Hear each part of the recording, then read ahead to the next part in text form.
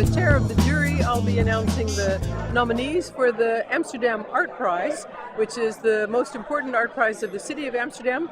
35,000 euros per category for 3 prizes. And in a few moments, all these happy, excited people will hear me read the jury report and tell the world why we think that they're worthy of the nomination. And then at some point, we'll have to choose the actual winners, which of course is always a happy moment for some, but a sad moment for others.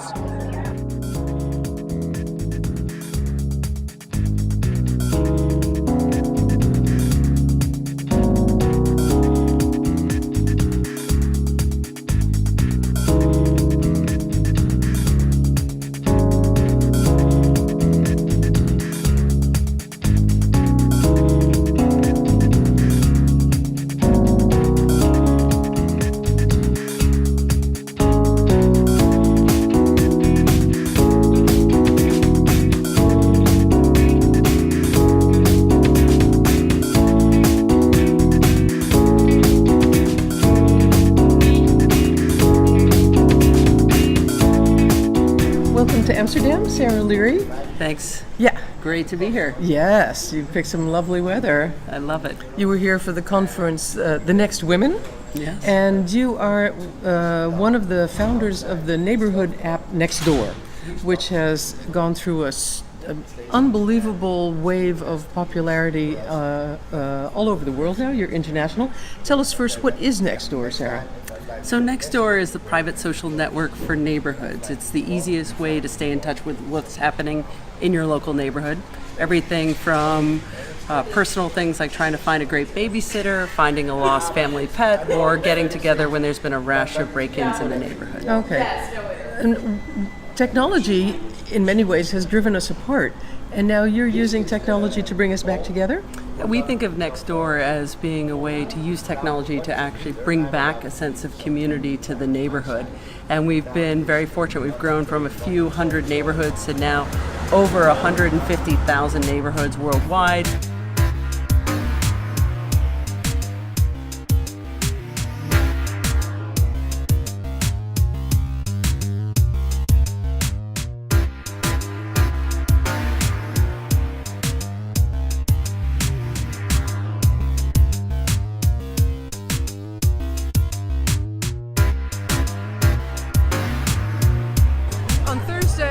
Invited to moderate a symposium here at the Royal Palace on Dam Square in Amsterdam behind me.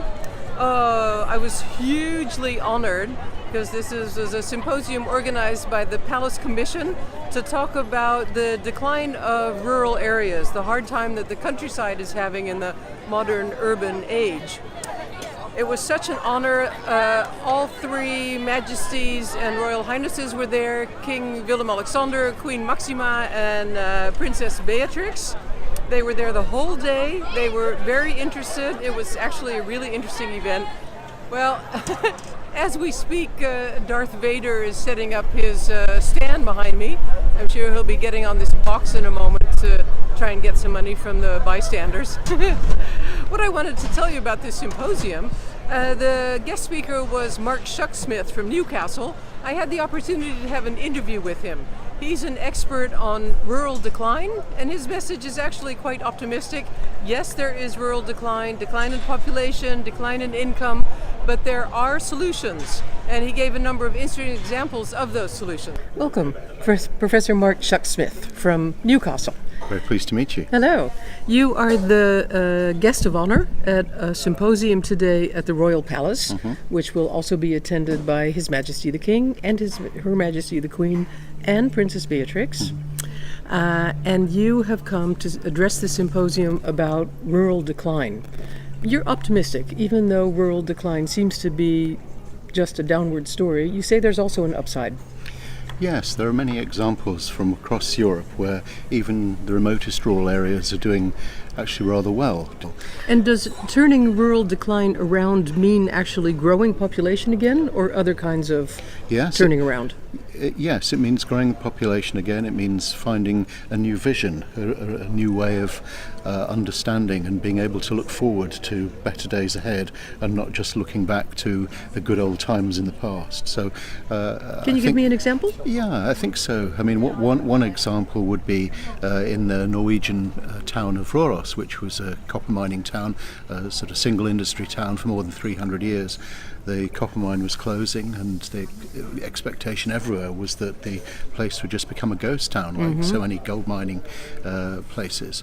But instead, the people of the town, led by the mayor, but the management of the mines, the workers, the unions, all got together and imagined a new future. And today it's a UNESCO World Heritage Site with thousands and thousands of tourists and very, very prosperous.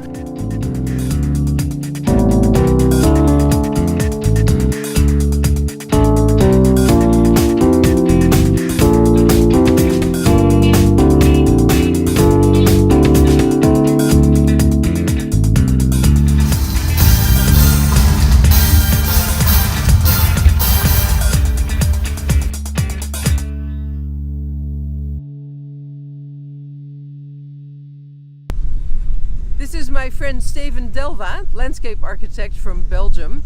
We're in the town of Kampen, where we're both speaking at a conference today. And Steven is the designer of a plan for a new bypass for the river near Kampen. Steven, where are we? What are we looking at? We look to the climate dike, and it's the first time in the Netherlands that we make a new town on the climate dike. And behind us you see already the harbor for the new town Reeve.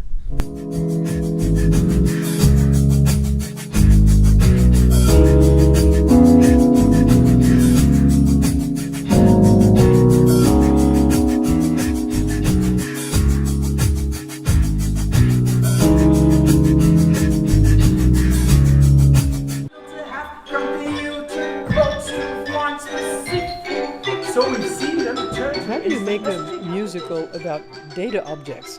And what actually are data objects? For the Belgian theater director Thomas Belling, data objects are people. People as a collection of data, and especially refugees as a collection of data. He chose to have his actors sing their texts because he says it gave them a greater freedom to talk about difficult issues like the way we treat refugees, the way we treat data objects.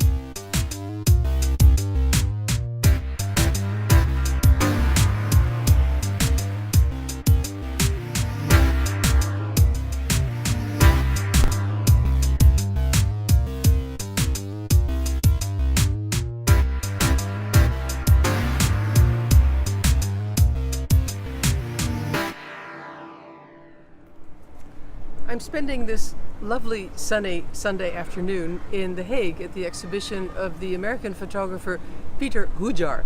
Hujar was of Ukrainian descent and lived in the US, lived in New York, where he died in 1987 of AIDS. He was a member of the active but still discriminated gay community, and a lot of his pictures are of his friends who were either in gay liberation or made their living as drag queens. He made some well, we'll cut this part out. The exhibition is in the Fotomuseum, which is part of the Municipal Museum in The Hague. And the building was built in the 30s by Berlage, one of Holland's most famous architects, and I think it is a fantastic building. And especially now with the sun shining on it and all the shadows and the edges, you can really see Berlage's philosophy in the stones.